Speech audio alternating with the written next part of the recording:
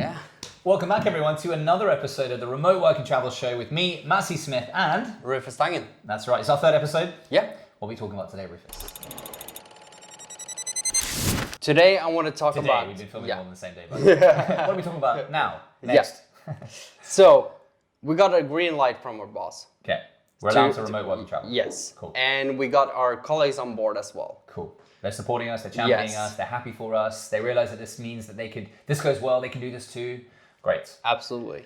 So now I'm sitting here and I'm like ready to leave, but it's probably some things I need to sort before I go. A bunch of things. Yeah. And what are those things? All right, so I'll look at both from like the business side and the personal side, actually. Yeah. So the two things. So on the business side, we've touched on these already, but it's things like making sure you have access to all the information you need through your company. So whether it's like access to folders and Google Drive storage, and you've got all the right amounts of all this kind of stuff.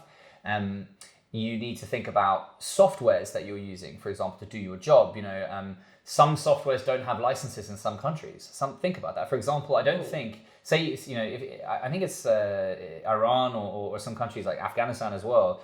You can't use like Microsoft. Microsoft doesn't have access, like through their URLs, through browsers in that country, you can't access those servers. So think a little bit about, what services is your company using? What softwares like Slack is that available? I don't know if that's available in China, for example. I don't know. WhatsApp, I know is or isn't. I don't know. Like Facebook isn't for sure.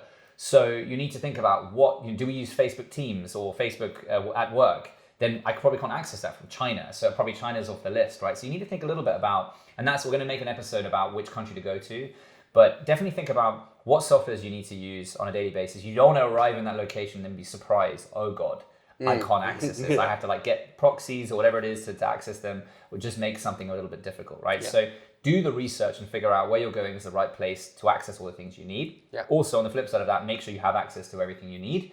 And it should all be, you have the right logins and you're allowed to access those things from a different jurisdiction, from a different URL. So that's a key thing to think about. Okay. What about like insurance, phone? Like, do I need a new phone? Beautiful. I'm so glad you asked that. Right. So on the insurances, what does insurance imply to? It's company equipment, right? So when you travel for work, most employees, and I think it's almost like it's a legal right for a company to insure its employees and its equipment, not legal right to insure your equipment, but definitely your employees. They have to have sort of like travel insurance. So now this is a difficult thing because obviously if you're going on a work trip, for a weekend, for a week or whatever, as you're a consultant, obviously you're completely covered on the company's insurances typically, right? Because it's a work trip. Now, if you're going kind of out of choice to move somewhere, things change a little bit. So obviously you're not technically on a work trip. Whilst the work insurances may cover you, they will hopefully cover your equipment, which is maybe company owned. So you just need to do a little bit of research into that too. Talk to your HR managers or the people who manage that side of the business to make sure that your equipment is covered and insured. From the company. Okay. Also find out what time period your stuff is insured for. For example, I have both personal insurance and company insurance, right? Yeah. My company insurance covers my laptop and my equipment, the cameras that we're filming on right now, and everything else, right? The mics, the hard drives, you name it. Now, I know that on work trips, I'm only insured for up to 10 weeks. Okay. Of work travel. So I, for example, had to extend that when I was living in Barcelona last year. I spoke to Gjensidige, the Norwegian insurance company that I have that with. And I said, I'm going away for longer. And they said that the maximum they could extend it to is 18 weeks. So just bear that in mind. There might be a limit to how long your equipment is actually insured on the company. So I actually have personal insurance as well. Now, my personal insurance is different. Like, that's me personally, and it covers travel, right? Yeah. With some cards that I use, I have travel insurance and all this kind of stuff too. So I just made sure that I know I'm covered. Then the main thing I wanted to make sure I'm covered for is obviously like medical and stuff. So I'm completely covered on that, both through the company. But if I were to ever have any issues there, I have personal insurance as well. Very wise to have that. And so that's a very key thing on the insurances. Right now, we're going to make a full episode about insurances because insurances are an interesting one about when traveling. Because there are some, you can get like insurance for a couple of weeks as well. You pay a premium for that, or you have obviously your own insurance. Most insurances are relatively flexible in the modern era, so you can actually adapt them to your travel needs and things like that, right? Yeah. The second thing you mentioned there is obviously the phone. The phone, right? So if you're traveling in Europe and Eurozone and you have a European account, you have a European nation mobile number, Europe, I think a couple of years ago, did basically you get the same rates for texting and calling all around Europe. So you don't need to buy a SIM code or buy extra data when you're in another country. If you have unlimited or if you have a specific download amount when you are from Germany and you go to Spain, it should be the same thing. Should be no change to that, right? Just triple check that kind of stuff to make sure you don't get big phone bills. That's usually a thing of the past, but if you're traveling to the US or Africa, for example, that can slap you in the face. I had that when I was in Nigeria. I had like data download fees of like twice what I was paying a month, purely by turning my phone on. And another thing on that one, again, is like your phone, obviously you give mobile data to all your apps. So what I tend to do is, all the apps that I use, I only have mobile data accessed on the apps that I need to use when I'm traveling abroad. So that it just reduces the amount of data that I drain running those apps, right? Something to think about there.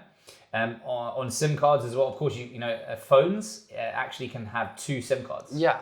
Something that they can have two SIM cards, basically. Not like in at the same time, but you can have your phone be linked to 2 different SIM cards, basically. So if you have an American SIM, you can have a European SIM, and actually you can still receive the same information. It's called, what's it called? It's Dual SIM. Dual SIM, that's the one, yeah. So I know iPhones can have that at least. I think a lot of phones can have dual SIMs. So check that, because you can sync your SIM card to 2 SIM cards to a phone while having one in, and that gives you access to both those numbers while you're traveling abroad, and you can switch between the 2 of them. If you need access for online banking and things like that, like when I was in China, for example, I remember from Norway, we have this thing called what's it called again? Mobile. No. The mobile banking thing. What's it called again? Oh, DNB Bank. No, Vips. No, ID portal. It's ID portal. How we log in, right? Oh yeah. It's and ID. you have to be on the network. You can't be on Wi-Fi. Yeah. You can't just be on Wi-Fi. You have to be on the network to get a text message to log in. So when I was in China, every time I turned my phone on to just get that simple, get the thing to pop up, it cost me like a couple of pounds or euros, just to do that. So things to think about where you're going, right? Chargers and plugs. Something as simple that you can, if you're in Europe, you're lucky because we have a pretty standardized thing. In the UK is different to Europe, actually. America's different, obviously, to everything as well. So just think about where you're going, that you have the right adapters and plugs, and you have enough of them. Because the worst thing is when you're like you have one adapter and you're just like unplugging your phone and plugging your laptop in and plugging something else in. So be smart about what you use and things like that. Moving as well, thinking about when you're going to travel, when you're going to book your flights. Are you going to fly on a weekend? Are you going to fly during the week? Usually it's cheaper during the week. Weekends are more expensive. But obviously, maybe will your company allow you to use a moving day for that day so you can fly in a week? Think about that. And I think that's let us know if it's other things that we have not covered. I'm trying to think if there's anything else. Obviously, I think that's you're a pretty well experienced traveler, so suitcases, you should have that, of course. And, good suitcases that that you can travel with and that can be wheeled, because I hate carrying things, not because I'm too fancy or something like that. I like to wheel things. My back gets sore easy, so simple things like that, and have a backup plan if things go south, like with the airplanes. Like make sure you have like rebooking insurance on that. Yeah, that's a good shout, actually. I mean, I tend to try and book flexible tickets when it's not too expensive, because it gives you flexibility, right? If you need to, I do that with return flights mostly.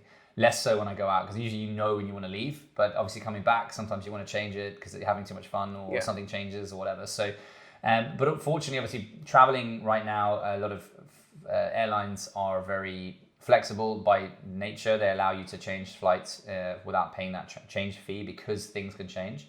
Also, do your research into like where are you going? What is the kind of the climate there right now? Are they going into lockdowns? Are they safe? Because I was meant to go back to Lisbon last week, and I decided to go back to London instead, because Lisbon seems to be going back into sort of some controls.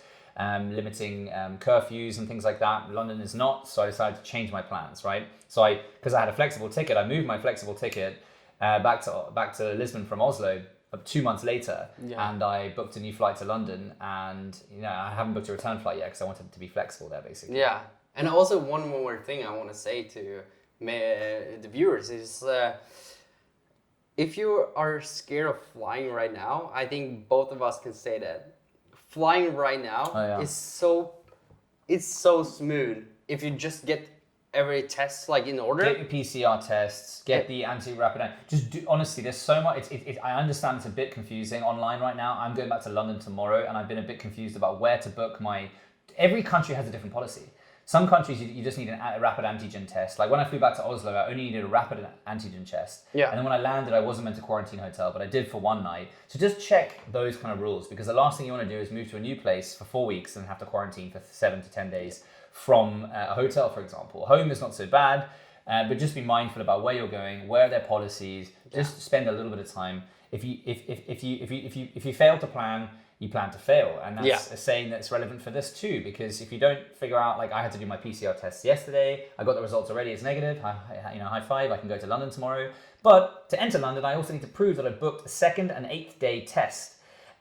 So I'm doing that today. I need to book that just after this. So just every country, there's no standardized method yet. No. So just make sure you understand the rules. Talk to some people. Make a post about it. Someone else has no doubt gone through the same issues, and they have some advice for you, because I was about to pay £240, 3,000 kronas for some tests, and I just realized that I don't need to, because there's a cheaper place I can go to which is equally as good. So make a list of all, because there's so many stuff like we went over right now, and it's probably more as well. So make a list and just like do check marks. Make a checklist. That's a very good point, Rufus. Make a checklist. All these things should be in that checklist, and there's lots more we can add to this, and we're going to talk more about that in future episodes, about the insurances, where to get them, who to speak to, about the flying information, about the accommodation, all this kind of stuff, right? Yeah. But just do the work, and everything will be smooth, and you'll have a great experience. Absolutely.